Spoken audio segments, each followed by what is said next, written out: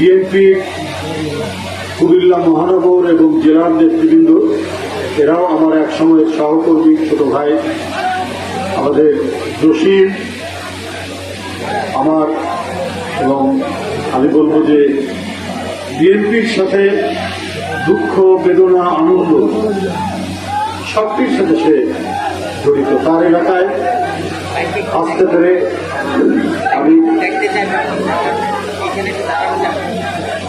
করছি, অত্যন্ত ভালো লাগছে যে আমার অত্যন্ত প্রিয় ছোট ভাই জসিম যে এই এলাকার নেতৃত্ব দেয়, এই ব্রাহ্মণপাড়ার সভাপতি এবং গোটা কুমিল্লা জেলার সাধারণ সম্পাদক ও সদস্য। আমি অনেক আগে থেকে তার সাংগঠনিক দক্ষতা সম্পর্কে আমার ধারণা ছিল। আজকে এসে দেখলাম এই ত্রাণের যে ভয়াবহ বিপর্যয়ের মধ্যে এখানে এত মানুষকে উপস্থিত করেছেন, এই জন্য আমি তাকে ধন্যবাদ জানাচ্ছি। আমি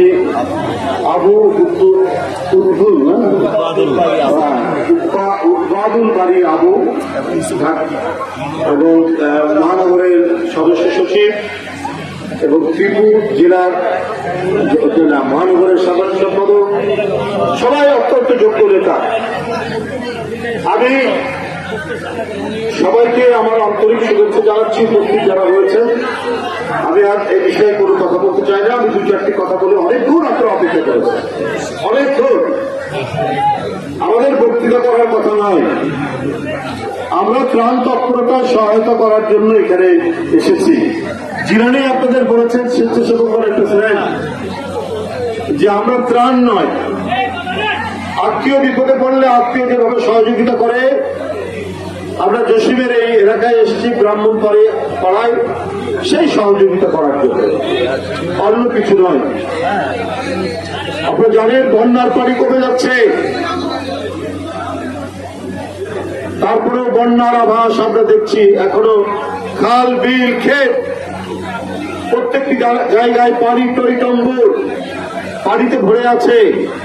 কিন্তু এটাই শেষ নয়, বন্যা চলে গেলেও বন্যার যে প্রভাব থাকে সেটা আরো মারাত্মক। এই সময় হবে পাতলা পায়খানা, এই সময় হবে ডায়রিয়া, এই সময় হবে কলেরা, এই সময় হবে চর্মরোগ। এইটাকে মোকাবেলা করার জন্য আমি জাতীয়তাবাদী স্বেচ্ছাসেবক দল আজকে যেমন চাল, ডাল, তেল নিয়ে এই এলাকায় উপস্থিত হয়েছে, ঠিক তেমনি বন্যা সরে গেলেও এখানকার মানুষ যাতে বিশুদ্ধ পানি পায়, সেই বিশুদ্ধ পানির ট্যাবলেট, পেটের পীড়ায় যাতে ভোগে, এই কারণে তাদের প্রয়োজনীয় স্যালাইন, পাতলা পায়খানার জন্য ঔষধ, কলেরা আমাশার জন্য ঔষধের তারা সরবরাহ করবেন, পর্যাপ্ত সরবরাহ করবেন। জসিম এখানে প্রত্যেকটি মানুষের খোঁজ খবর নেবে। জেলা মহানগরের নেতৃবৃন্দ যা প্রয়োজন হয়, বাংলাদেশ জাতীয়তাবাদী দল বিএনপি এবং তার একটি নির্ভরযোগ্য অঙ্গ সংগঠন জাতীয়তাবাদী স্বেচ্ছাসেবক দল সেই দায়িত্বটি পালন করবে। বন্ধুরা আমার, আমাদের ত্রাণ তৎপরতায় আমাদের কোনো কার্পণ্য নেই, আমরা আজকে করছি।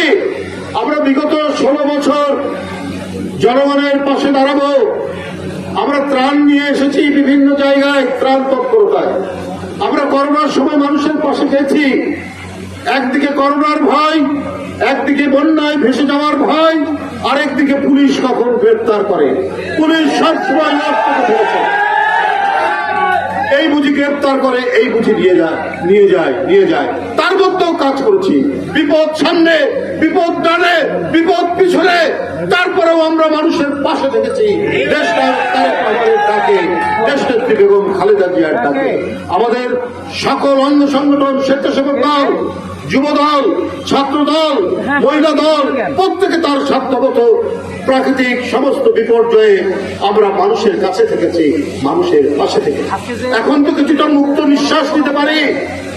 এখন শেখ হাসিনার তাণ্ডব নেই, শেখ হাসিনার সেই পুলিশ নেই, শেখ হাসিনার সেই গোয়েন্দা পুলিশ নেই। কিছুটা মুক্ত নিঃশ্বাস দিয়ে আপনাদের কাছে হয়তো নির্ভয়ে আসতে পারছি। এই কারণে আপনারা দেখবেন এই কারণে আপনারা দেখছেন যে বিএনপি এবং তার অঙ্গ সংগঠন কেউ কিন্তু ঘরে বসে নেই।